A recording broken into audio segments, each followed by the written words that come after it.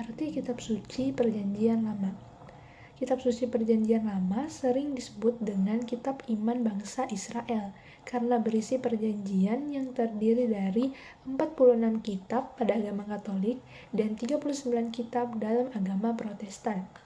Kitab suci juga sering disebut sebagai kitab iman karena memuat berbagai perjanjian. Nah, perjanjian ini dikatakan sebagai kitab perjanjian karena berisi perjanjian antara Allah dan manusia. Lama pada kitab perjanjian lama mewakili masa sebelum Yesus Kristus lahir, yaitu pada zaman bangsa Israel. Baik, selanjutnya adalah proses terjadinya kitab suci Perjanjian Lama. Jadi prosesnya dimulai dari terkumpulnya beraneka ragam kisah yang awalnya itu hanya diceritakan secara lisan, namun lama-kelamaan mulai ditulis, dikumpulkan, dan sampai dibukukan sehingga menjadi kitab suci Perjanjian Lama yang kita kenal sekarang. Kemudian yang kedua juga berasal dari sejarah iman bangsa Israel, di mana semua yang dikisahkan berasal dari kisah penting dari kehidupan bangsa Israel yang juga sekaligus perjanjian Allah dengan umat-umat bangsa Israel. Selanjutnya periode dalam kitab suci yaitu antara tahun 586 sampai 539 sesudah Masehi, yaitu zaman pembuangan Babylon. Orang-orang Israel yang berasal dari kerajaan Yuda hidup di pembuangan Babylon dan Babel selama kurang lebih 50 tahun. Antara tahun 538 sampai 200 sesudah Masehi, sesudah pembuangan, bangsa Israel diizinkan pulang kembali ke tanah airnya oleh Raja Persia yang mengalahkan kerajaan Babylon. Yang terakhir, antara tahun 200 sampai 1 sesudah Masehi, pada masa inilah dituliskan kitab-kitab seperti Daniel, Ester, Yudit, Tobit, 1 dan 2 Makabe, Sirak, dan kebijaksanaan Salomo. Pada tahun 1800 sampai 1600, zaman bapak-bapak bangsa Indonesia ini adalah awal sejarah bangsa Israel yang dimulai dari kajian Abraham sampai dengan kisah kebanggaan kedua. Antara tahun 1600 sampai 1225, kisah bangsa Israel mengungsi ke Mesir, perbudakan di Mesir, pembebasan dari Mesir sampai perjanjian di Sinai. 3. Antara tahun 1225 dan 1430, perebutan tanah Kanaan dan zaman pada periode ini bangsa Israel merebut tanah Kanaan yang diyakini sebagai tanah terjanji di bawah pimpinan Yosua. Kehidupan bangsa Israel di tanah yang baru membawa para tokoh yang diberi gelar. Yang berikutnya sejarah kitab suci Perjanjian Lama. Bagi umat beriman, kitab suci menjadi sumber tertulis yang utama untuk memahami karya penyelamatan Allah kepada manusia. Kitab suci juga menjadi sumber referensi dan inspirasi untuk mengembangkan imannya. Setiap orang beriman perlu memahami kitab suci secara benar dalam hal latar belakang atau konteks sejarah saat kitab suci itu disusun, latar belakang penulisannya, jenis sastra dalam penulisannya, isi dan maksud penulisannya. Kitab suci Perjanjian Lama disusun melalui proses yang panjang, sekitar lebih dari 10 abad sejak abad ke-11 sebelum Masehi sampai kurang lebih abad 1 sesudah Masehi. Pada mulanya berupa kumpulan cerita-cerita tentang pengalaman bangsa Israel dalam hubungannya dengan sejarah bangsanya dan sekaligus peranan kehadiran Allah dalam seluruh perjalanan hidup mereka yang diceritakan kepada anak cucu mereka secara turun-temurun. Hingga suatu saat ada orang-orang tertentu yang menjadi ilham Roh Kudus menyusun dan menuliskannya menjadi sebuah buku utuh seperti yang kita miliki sekarang ini.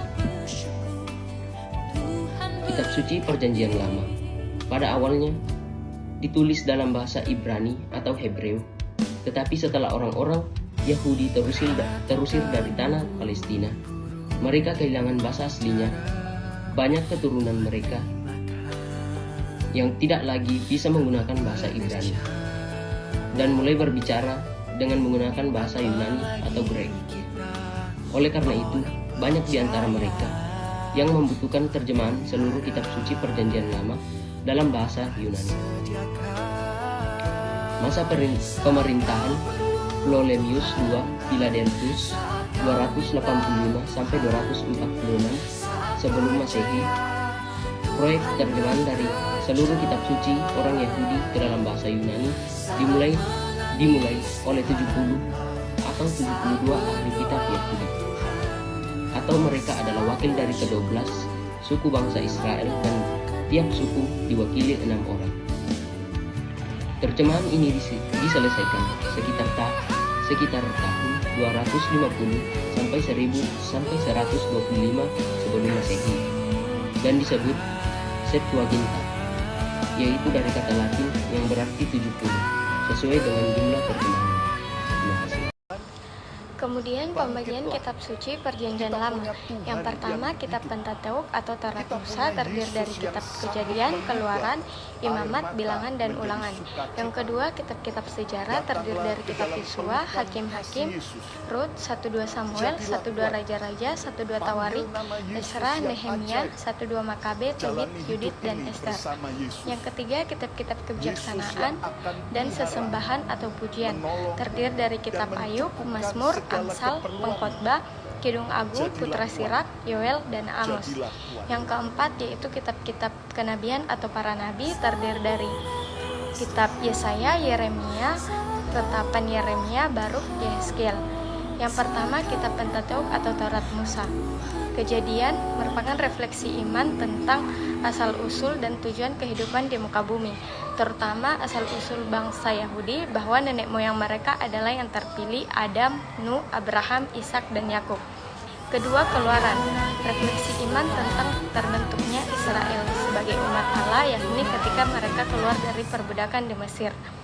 Ketiga, yaitu kitab Imamat, dalam perjanjian dari Mesir kembali ke Kanaan, umat Israel banyak bertemu dengan kaum bangsa lain yang berbeda budaya dan keyakinan.